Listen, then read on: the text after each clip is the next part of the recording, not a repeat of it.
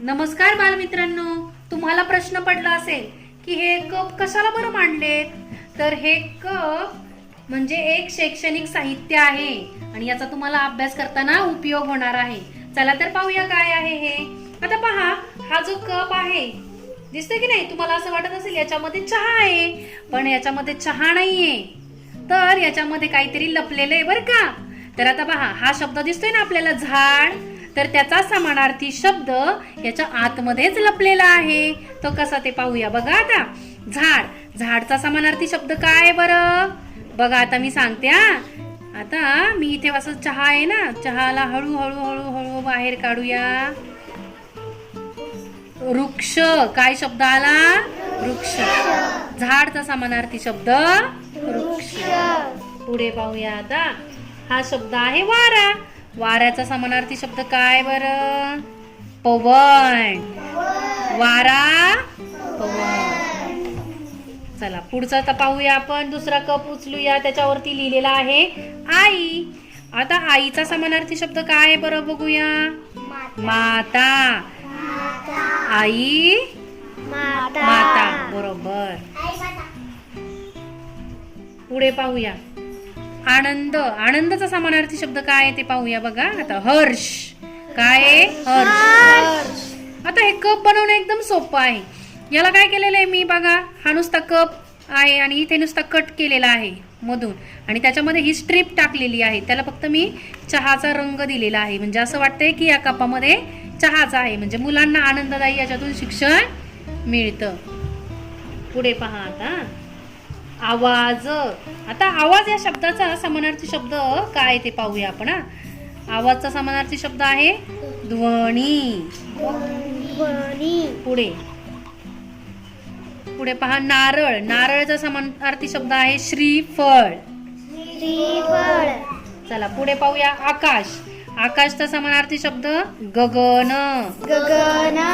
चला पुढचा शब्द घेऊया, पोट. पोटचा समानार्थी शब्द आहे उदर.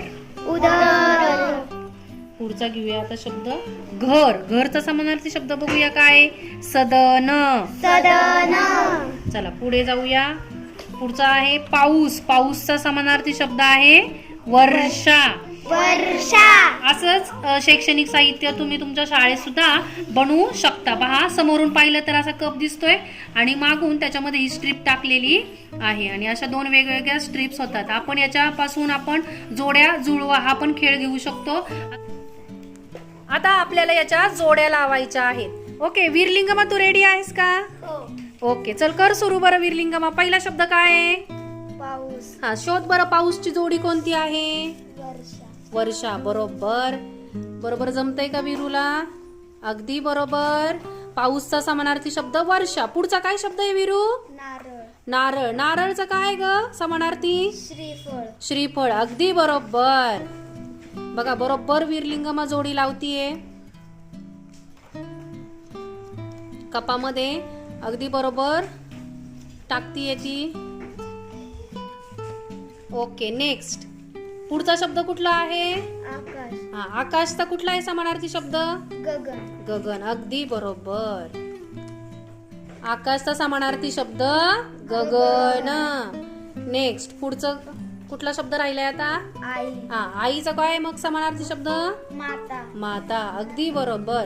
म्हणजे विद्यार्थ्यांचा आपण असा आनंददायी पद्धतीने खेळ घेऊ शकतो आणि याच्यातून त्यांची काय होणार आहे, समानार्थी शब्दाबद्दलची संकल्पना स्पष्ट होणार आहे. आवडलं का वीरलिंगमा तुला हे खेळ? Okay very good. Swaranjali ready आहेस का? ओके चला आता नेक्स्ट आपण याच्यापासूनच दुसरा खेळ खेळूया. स्वरा आता इकडे पहा. आता याच्यामध्ये आनंद हा शब्द मला शोधून दाखव, कुठे आहे? ओके सांग बरं, आनंदाचा समानार्थी शब्द काय आहे मग? आनंद. आनंदाचा समानार्थी शब्द काय? हर्ष. हर्ष. बघ बरोबर आहे का? बघ बरं त्याच्यामध्येच उत्तर लपलेलं आहे की नाही, बघ बरं चेक करून. ओके टाळ्या वाजवा स्वरासाठी. Very good. हा ठेवून द्या. आता पुढचा शब्द घेऊया आपण.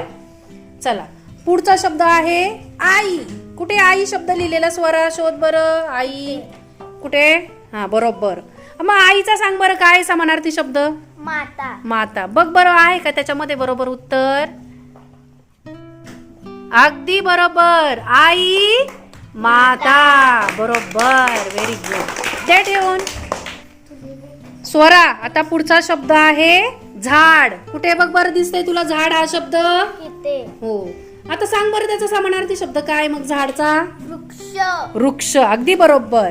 बघ बरं त्याच्यामध्ये उत्तर आहे का तेच का दुसरं काय आहे? हा बरोबर. झाडचा समानार्थी शब्द वृक्ष. Very good. टाळ्या.